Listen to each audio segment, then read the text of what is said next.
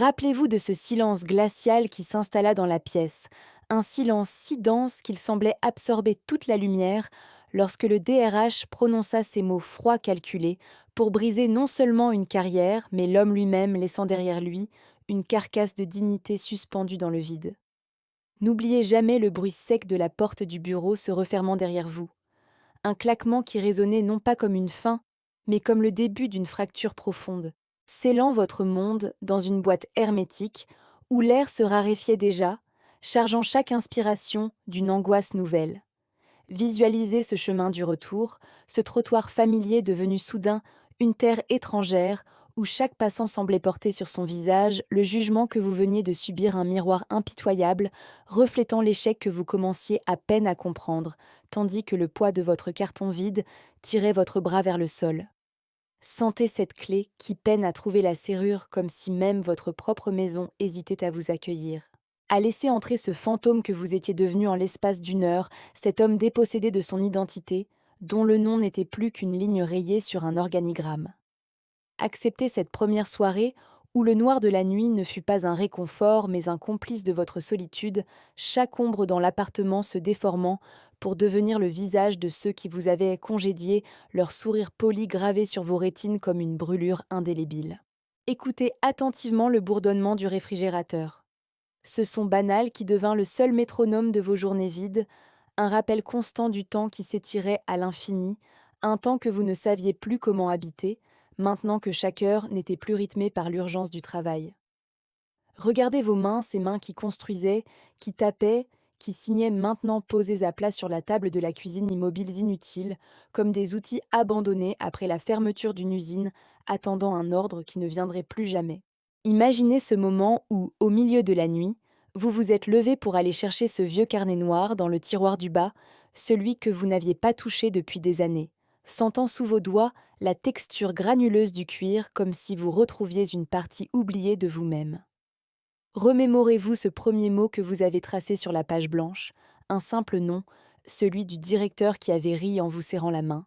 un nom qui n'était plus une personne mais un symbole, le point de départ d'une carte que vous commenciez à dessiner dans l'obscurité. Ne détournez pas le regard de cette liste qui s'allongeait, chaque nom ajouté étant une pierre posée sur une balance invisible, une tentative désespérée de redonner un poids à votre existence face à la légèreté insupportable de ceux qui vous avaient effacés, chaque lettre gravée dans le papier avec une pression nouvelle, presque douloureuse.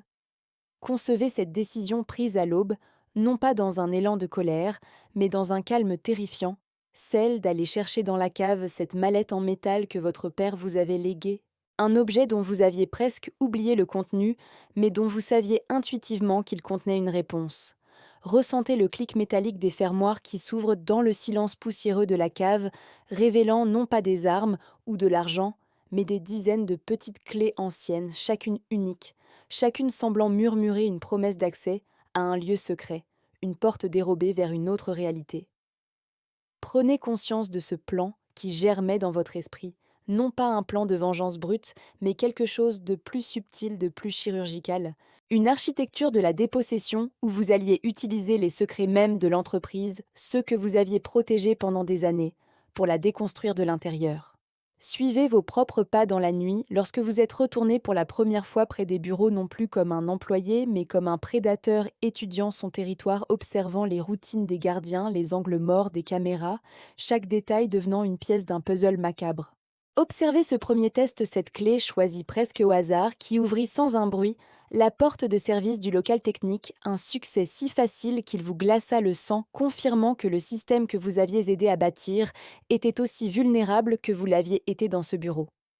Admettez ce frisson qui vous a parcouru lorsque vous avez pénétré dans les archives endormies, cette odeur de papier et de secret qui flottait dans l'air, réalisant que vous n'étiez plus une victime mais le gardien silencieux de toutes les vérités qu'ils avaient voulu enterrer, y compris les leurs. Voyez comment pendant des semaines vous avez mené une double vie dormant le jour et agissant la nuit, devenant une ombre dans les couloirs de votre ancienne vie, copiant des fichiers, photographiant des documents, accumulant les preuves de leur corruption comme un trésor empoisonné. Sentez la tension monter alors que vous assembliez les pièces, découvrant des malversations, des trahisons, des vies brisées par les mêmes personnes qui vous avaient jeté dehors, comprenant que votre licenciement n'était pas une simple réduction de coûts, mais le nettoyage d'un témoin gênant. Acceptez cette étrange connexion que vous avez ressentie avec vos anciens collègues, non pas de la pitié, mais une sorte de responsabilité réalisant que vous teniez entre vos mains le pouvoir de révéler la vérité non seulement pour vous, mais pour tous ceux qui avaient été broyés en silence. Imaginez ce jour où vous avez envoyé le premier dossier anonyme, non pas aux médias, mais directement sur l'ordinateur personnel du directeur financier, un simple fichier contenant la preuve d'un détournement qu'il pensait parfaitement caché, un message sans mots qui disait simplement « Je sais ». Écoutez le silence au bout du fil lorsque vous avez appelé le DRH d'une cabine téléphonique, modifiant votre voix pour lui décrire avec une précision clinique un accord secret qu'il avait passé sentant sa respiration se couper, son assurance s'effriter comme du plâtre sec. Regardez-les se retourner les uns contre les autres, la paranoïa s'installant dans les étages de la direction comme un virus, chaque regard devenant suspicieux. Chaque porte fermée, abritant une conversation paniquée, votre existence fantomatique devenant plus réelle que n'importe lequel de leur bilan financier. Comprenez que votre but n'était plus de les détruire, mais de les forcer à se regarder dans le miroir, à affronter la laideur de leurs propres actes, les poussant à commettre des erreurs, à laisser des traces, à défaire eux-mêmes le tissu de mensonges qu'ils avaient si soigneusement tissé. Souvenez-vous de cet email final, envoyé simultanément à tout le conseil d'administration. Un document unique qui ne contenait aucune accusation, mais simplement une conversation enregistrée entre le PDG et un politique. Une conversation qui suffisait à elle seule à faire s'effondrer tout le château de cartes. Ne cherchez pas la joie dans leur chute car vous ne l'avez pas trouvée.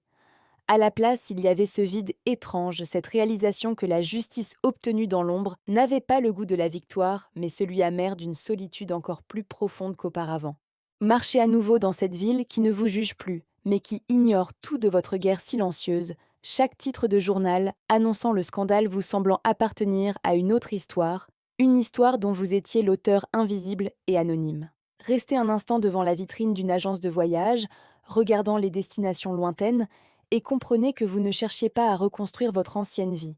mais à en commencer une où vous n'auriez plus rien à prouver, une vie où votre nom n'appartiendrait qu'à vous. Sentez cette dernière clé dans votre poche, la seule que vous ayez gardée, non pas celle d'un bureau ou d'une archive, mais la clé de votre premier appartement, un simple morceau de métal qui vous rappelait non pas ce que vous aviez perdu, mais l'homme que vous étiez avant tout ça. Jetez cette clé dans le fleuve, regardant le cercle parfait qu'elle dessine à la surface de l'eau avant de disparaître. Un geste symbolique pour couper le dernier lien avec ce passé, acceptant enfin que votre véritable force n'était pas dans la vengeance, mais dans votre capacité à vous pardonner. Tournez le dos à ce pont et avancez vers une rue inconnue, sans plan, sans destination, juste avec cette certitude nouvelle et apaisante que le silence qui vous habite désormais n'est plus celui de l'angoisse, mais le silence fertile d'une page blanche qui attend sa toute première ligne.